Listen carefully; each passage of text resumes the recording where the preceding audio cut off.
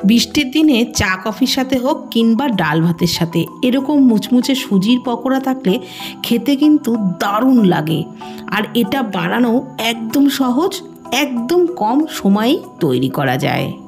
সুজি পকোড়া বানানোর জন্য একটা বোলের মধ্যে নিয়ে নিলাম হাফ কাপ সুজি। ওর মধ্যে দিয়ে দিচ্ছি 4 টেবিল চামচ চালের গুঁড়ো, দিয়ে দিচ্ছি হাফ কাপের থেকে একটু কম টক দই, দিয়ে দিচ্ছি একটা মিডিয়াম সাইজের পেঁয়াজ কুচি, আর হাফ চামচ গ্রেট করে রাখা আদা রসুন দিয়ে দিলাম, 2টো কাঁচা লঙ্কা কুচি দিলাম, দিয়ে দিলাম অল্প পরিমাণে ধনে পাতা কুচি, পরিমাণ মতো লবণ, হাফ চামচ গোটা জিরে, আর হাফ চামচের একটু কম দিলাম চিলি ফ্লেক্স, হাফ চামচ দিয়ে দিলাম গোলমরিচ গুঁড়ো আর গরম মশলার গুঁড়ো। এবারে সমস্ত কিছু আগে খুব ভালো করে মিশিয়ে নিচ্ছি।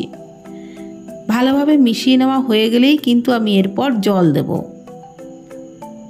আগে সমস্ত কিছু খুব ভালো করে মিশিয়ে নিলাম। এবার আমি এর মধ্যে অল্প অল্প জল দিয়ে এটা ভালোভাবে মেখে নেব। আর মাখার সময় জলটা কিন্তু একবারে ঢেলে দেবেন না, এইভাবে অল্প অল্প করে দিয়ে মেখে নেবেন। আর ঘনত্বটা ঠিক এরকম হবে। আমি আরও অল্প জল দিয়ে ঠিক এরকমভাবে মেখে নিয়েছি। এবার ঢাকা দিয়ে 5 মিনিট রেস্টে রাখবো, তাহলে সুজি অনেকটাই ফুলে যাবে। 5 মিনিট পর একটা তড়কা প্যানের মধ্যে 2 টেবিল চামচ সাদা তেলে একটু হিং, কালো সর্ষে আর কয়েকটা কারি পাতা দিয়ে ভালোভাবে ভেজে নিলাম। এখন এই ফোড়নটাকে ওই ব্যাটারটা যেটা গুলে রেখেছিলাম ওর মধ্যে দিয়ে দিলাম, দিয়ে সমস্ত কিছু এবারে ভালোভাবে মিশিয়ে নেব।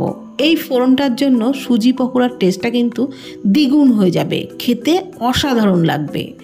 সমস্ত কিছু খুব ভালোভাবে মিশিয়ে নিয়েছি। এখন আমি এর মধ্যে দিয়ে দিলাম খুব সামান্য পরিমাণে একটু বেকিং সোডা, তাহলে পকোড়াগুলো আরও মুচমুচে হবে আর খেতে তো ভালো লাগবেই। বেকিং সোডা দিয়েও খুব ভালোভাবে সমস্ত কিছু মিশিয়ে নিয়েছি। আর ঘনত্বটা কিন্তু ঠিক এরকম হবে, দেখে বুঝতেই পারছেন কেমন রাখতে হবে, বেশি পাতলাও না আবার খুব ঘনও না। এবারে কড়াইয়ে তেলের মধ্যে পকোড়াগুলো গ্যাসের ফ্লেম লো টু মিডিয়ামে রেখে ভেজে নিচ্ছি। যে কোনো পকোড়াই ভাজবার সময় যদি গ্যাসের ফ্লেম লো টু মিডিয়ামে রেখে ভাজা হয় তাহলে কিন্তু পকোড়া ভেতর থেকেও ভালো ভাজা হয় আর উপরটাও দারুণ ক্রিস্পি হয়, খেতে তো ভালো লাগেই। তো এই পকোড়াগুলো আমি ওইভাবেই ভেজে নিয়েছি, উল্টে পাল্টে বেশ টাইম নিয়ে লালচে করে খুব সুন্দর করেই এগুলো ভেজে নেওয়া হয়ে গেছে। তবে এর থেকে বেশি কালচে করে আমি আর ভাজবো না, এই অবস্থাতেই তেল ঝরিয়ে তুলে নেব। গ্যাসের ফ্লেম হাইতে দিয়ে ভাজলে পকোড়ার রঙটাও কিন্তু বাজে হয়ে যায় আর ভেতর থেকেও কাঁচা থেকে যায়, তাই মিডিয়াম টু লোতে রেখে ভাজলেই রঙটাও বেশ সুন্দর থাকে আর ভাজাটাও কিন্তু খুবই ভালো হয়। তো সব পকোড়াগুলোকেই আমি তুলে নিলাম।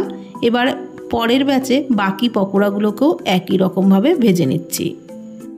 এগুলোকেও উল্টে পাল্টে বেশ লালচে করে ভেজে নিয়েছি, এবারে এগুলো তুলে নিচ্ছি।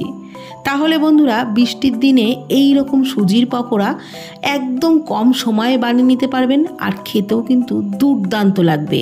ডাল ভাত কিংবা সন্ধেবেলায় চা কফির সাথেও খেয়ে দেখবেন, অসাধারণ টেস্ট লাগবে। তো ভিডিওটি কেমন লাগলো প্লিজ কমেন্টের মাধ্যমে জানাবেন। ফেসবুক থেকে দেখে থাকলে পেজটি ফলো করে নেওয়ার অনুরোধ রইল। ইউটিউব থেকে দেখলে চ্যানেলটি প্লিজ সাবস্ক্রাইব করে দেবেন। আজকের মতো এই পর্যন্ত।